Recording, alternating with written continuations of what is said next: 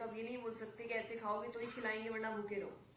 आप कोई भाग के खिला रहा है, कोई फोन दिखा के खिला रहा है, कोई कहानियां सुना के, क्योंकि आपका इंटेंशन है बच्चे को खाना खिलाना, तो आपका इंटेंशन होना चाहिए युवा को धर्म के पास लाना। तो आप कहोगे कहानियां तो मैं कहानियां सुनाती हूँ, भजन तो मैं भजन सुनाती हूँ, मोटिवेशन तो मोटिवेशन में बताती हूँ।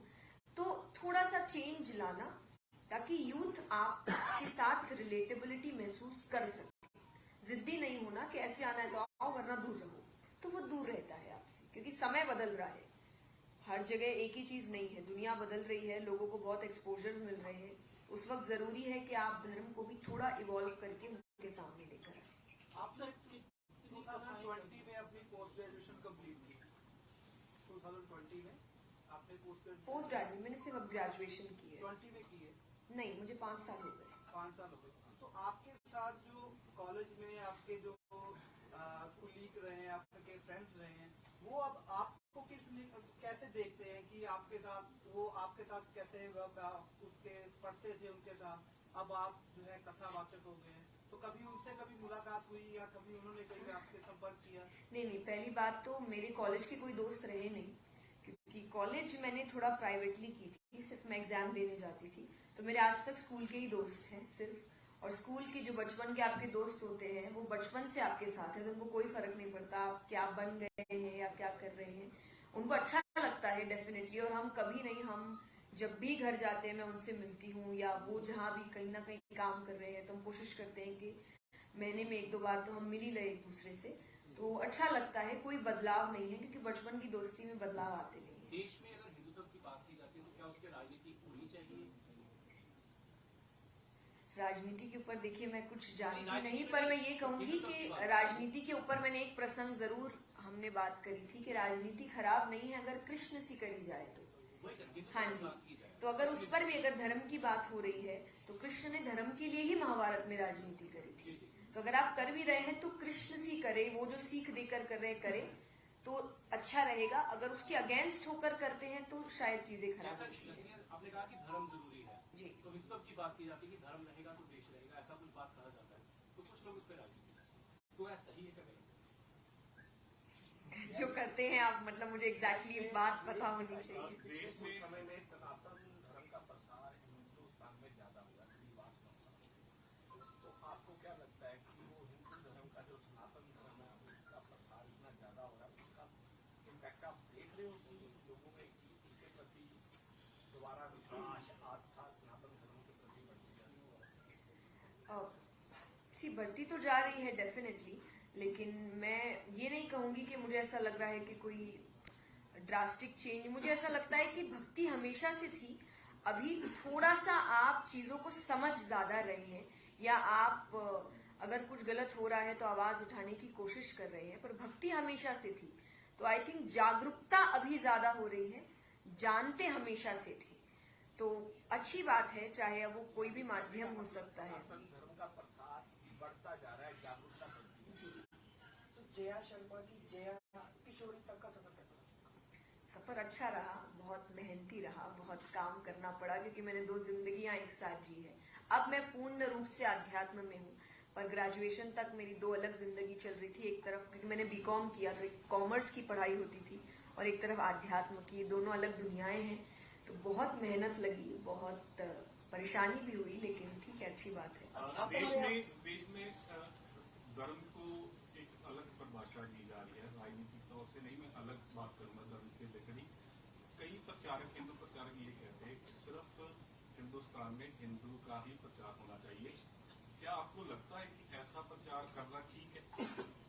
नहीं, तुम कौन कहते हैं, क्योंकि सनातन धर्म ही ये नहीं कहता। सनातन धर्म तो आप वासुदेव कुटुंबकम की बात करते हैं कि हम सब एक परिवार है और सब अपनी अपनी सोच लेकर। मैं हमेशा एक बात कहती हूँ, देखिए, इज्जत सबकी करिए, प्यार अपने से करिए, लेकिन इज्जत सबकी करिए। कि आप अगर किसी की एक सोच है तो मैं आपकी सोच की इज्जत करती हूँ, लेकिन मैं आपसे वही एक्सपेक्टेशन वापसी रखती हूँ कि आप मेरी सोच या मेरी भावना उसकी इज्जत करेंगे। तो ऐसे ही परिवार भी चलता है। एक परिवार में अगर 5 लोग हैं तो 5 एक माथे नहीं होते, सबकी अलग अलग सोच है। हाँ जी, रिस्पेक्ट सबकी करिए, तो अच्छी बात है। वो वही बात कहते हैं, आप अपने देश के नहीं तो किसी देश के नहीं, तो अगर आप अपने के ही नहीं तो आप किसी के क्या ही होंगे। तो इसीलिए प्यार। लेकिन इज्जत सबकी करिए, आपको बेइज्जती करने का किसी का भी हक नहीं है। जया जी, आपको अध्यात्म के लिए सफर कैसे शुरू हुआ? मतलब आपने कब सोचा कि मेरे को इसी लाइन में जाना है, या अध्यात्म में जाना है, या इसी का प्रचार करना है? मैंने कभी सोचा ही नहीं। मेरी शुरुआत 5 साल की उम्र से हुई।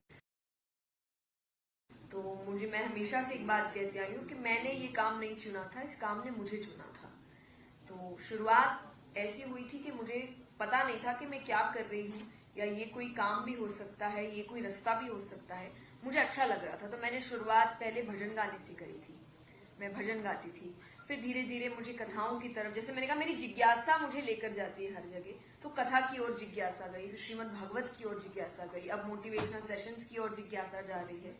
तो बस मुझे रास्ते दिखते जा रहे हैं और मैं चुनती जा रही हूँ। तो शुरुआत तो मैंने चुना कुछ नहीं था, उसने मुझे चुना था बस। आपको कौन सी चीज मोटिवेट करती है? जैसे आपने कहा मोटिवेशन की तरफ जा रहे हो, तो आपको कौन सी चीज मोटिवेट करती है? मुझे एक्चुअली आप लोग मोटिवेट करते हैं, यानी जो मुझे सुन रहे हैं, जब मुझे रिस्पांस अच्छा मिलता है और मुझे ऐसा कुछ लोग आकर बताते हैं कि आपकी बात ने ये चेंज कर दिया, या आपकी बात ने मुझे फेलियर से, तो मुझे ऐसा लगता है कि नहीं, मेहनत काम आ रही है।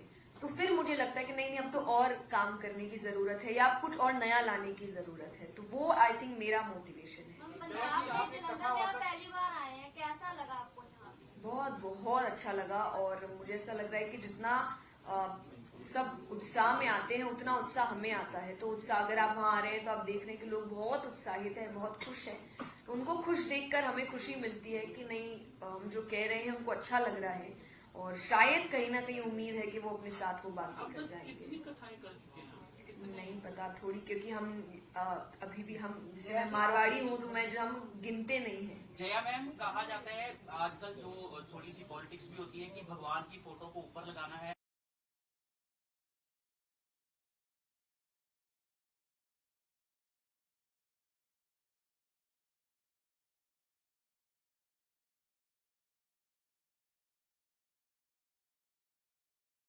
रहे हैं, तो इस वजह से वो उच्च स्थान माना जाता है, और उसमें भगवान को विराजमान किया जाता है कि उस स्थान की आप लाज रखिएगा, जो, क्योंकि आप अगर वहां आ रहे हैं तो आप मुझे नहीं पूज रहे हैं, क्योंकि आपने देखा होगा लोग वो मुझे नहीं पूज रहे हैं, वो एक्चुअली उस स्थान को पूज रहे हैं। उस स्थान में कोई और भी बैठा होगा तो पूजेंगे, क्योंकि उस स्थान को व्यासपीठ कहते हैं, द अल्टीमेट प्लेस। एक बात बताइए, थोड़ा कन्फ्लिक्ट है कि जैसे वेदारी गुरु और जो कहते हैं वो कहते हैं शब्द का उच्चारण करो, परमात्मा आपके अंदर है, आप अंदर की तरफ जाओ।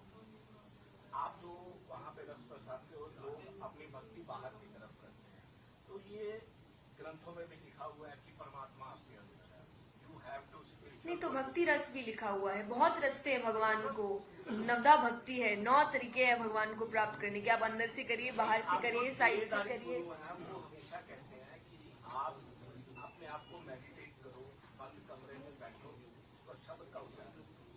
लेकिन आप जो रस बरसाते हो वो करते हो, मतलब जो है ओपन टू पब्लिक, कि आप अंदर से खुश होकर बाहर की तरफ रखो। इन दोनों में डिफरेंस है, कंफ्लिक्ट। हाँ बिल्कुल है, जैसा मैंने, इसलिए मैं आपसे कह रही हूँ ना, डिफरेंस होगा ही, क्योंकि भगवान को प्राप्त करने का एक रास्ता नहीं है।